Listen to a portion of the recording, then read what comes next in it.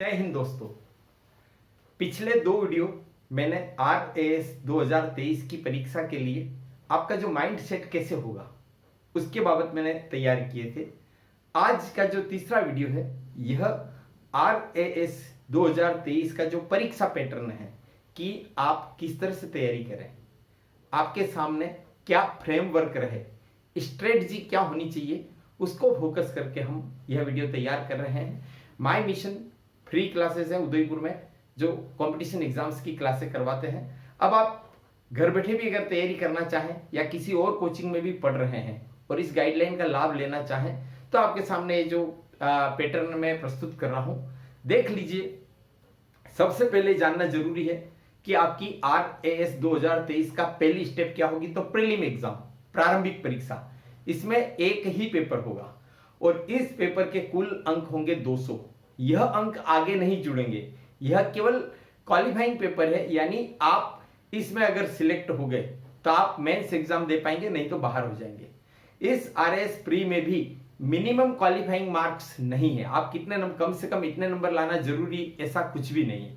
अब यहां मैं आपको बता दूं कि ये जो 200 नंबर का पेपर है यह इसमें आपके 150 क्वेश्चन आएंगे और 150 क्वेश्चन सभी मल्टी चॉइस क्वेश्चन MCQ होंगे, यानी हर एक प्रश्न में आपके सामने उत्तर के रूप में 4 ऑप्शन होंगे और जो सबसे सही एप्रोप्रिएट ऑप्शन है उसको आपको चुनना है। प्रत्येक क्वेश्चन के जो अंक है वह है 4/3।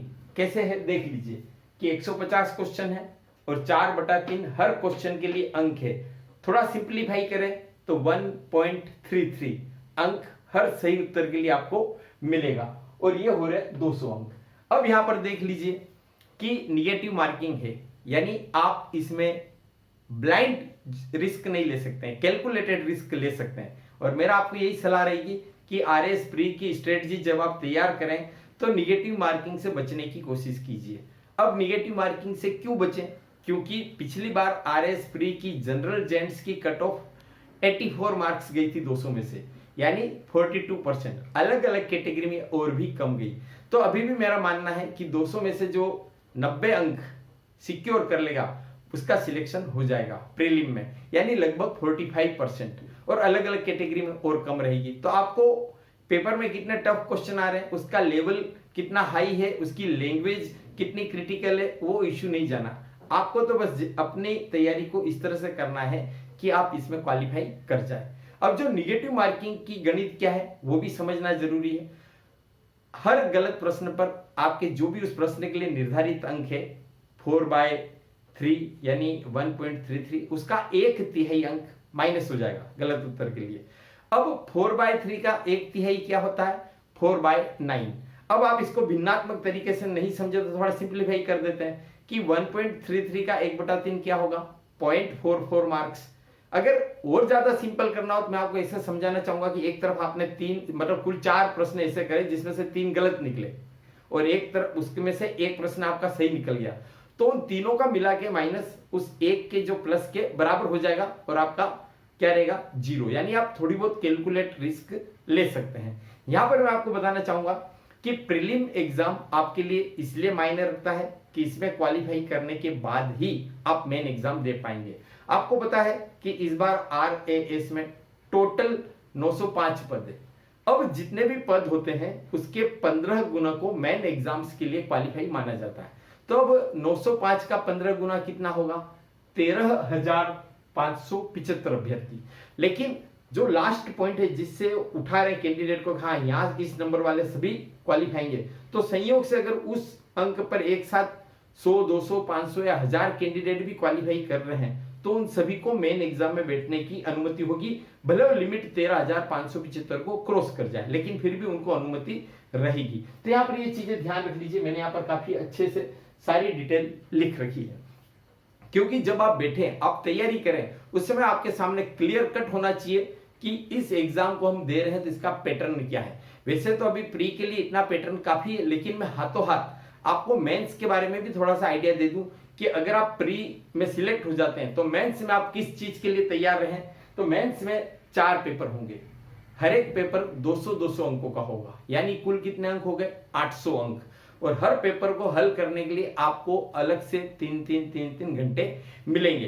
पहला प्रश्न पत्र, दूसरा प्रश्न पत्र और तीसरा प्रश्न पत्र तीनों सामान्य अध्ययन से संबंधित होंगे और चौथा जो पेपर रहेगा वो भाषा का रहेगा। उसमें सामान्य हिंदी और सामान्य अंग्रेजी से संबंधित प्रश्न पूछे जाएंगे और उनका लेवल होगा सीनियर सेकेंडरी, यानी 12th कक्षा तक में जो हिंदी इंग्लिश आपकी चलती है उस लेवल तक की होगी। और चारों पेपर 200 अंकों को होंगे, यानी आपके पास कुल 800 अंक का होगा। यहाँ याद रखिए प्रीलिम के 200 अंक आगे मेरिट में काउंट नहीं होते हैं, लेकिन मेंस के 800 अंक मेरिट में एक बहुत बड़ा रोल प्ले करते हैं, क्योंकि इंटरव्यू 100 अंकों का होता है और 800 और 100 900 अंकों में से फाइनल मेरिट डिसाइड होती है। और उसमें भी मेरा मानना है कि लगभग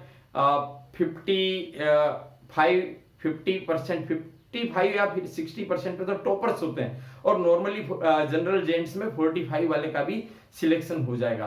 तो आपको मेंस एग्जाम्स पर सबसे ज्यादा फोकस करने की जरूरत है। यहाँ पर मेंस में जो चारों पेपर होते हैं वर्णनात्मक होते हैं, विश्लेषणात्मक होते हैं। उनमें 3 तरह के प्रश्न आते हैं।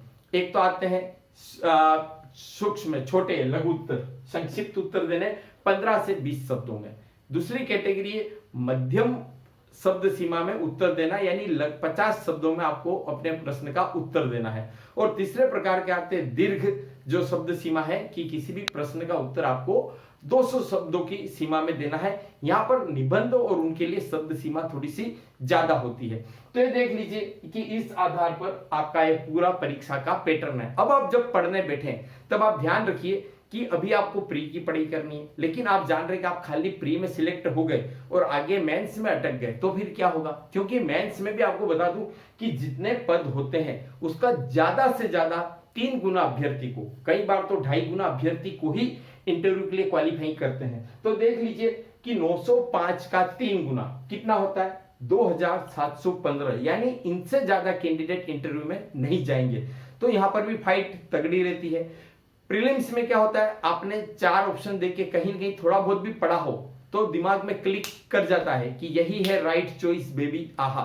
लेकिन मेंस में एक शब्द आ गया भाई टिप्पणी लिखे, तो आपको उसके बारे में जानकारी होनी चाहिए। जब आप प्री की तैयारी करना शुरू करें तो आप सबसे पहला काम जो मैं आपको बता रहा हूं स्ट्रेटजी, जो हार्ट ऑफ द सिलेक्शन है, उसके लिए मैं आपको ये सलाह दूंगा कि सिलेबस प्री का और मेन का सामने रखिए।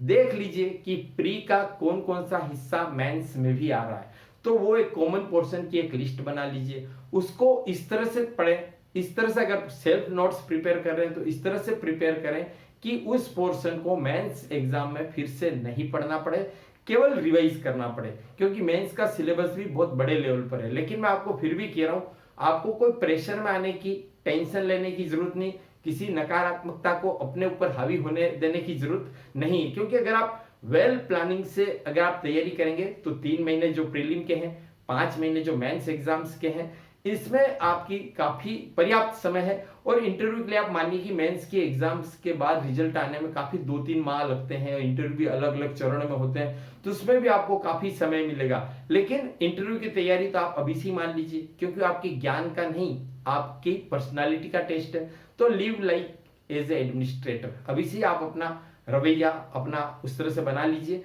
और आपको मैं समय समय पर जो RS23 की तैयारी के लिए कंटेंट पर भी, गाइडलाइन पर भी, महत्वपूर्ण बिंदु पर भी वीडियो बनाता रहूंगा। आपको सफलता के लिए अग्रिम बधाई, शुभकामनाएं, धन्यवाद, जय हिंद।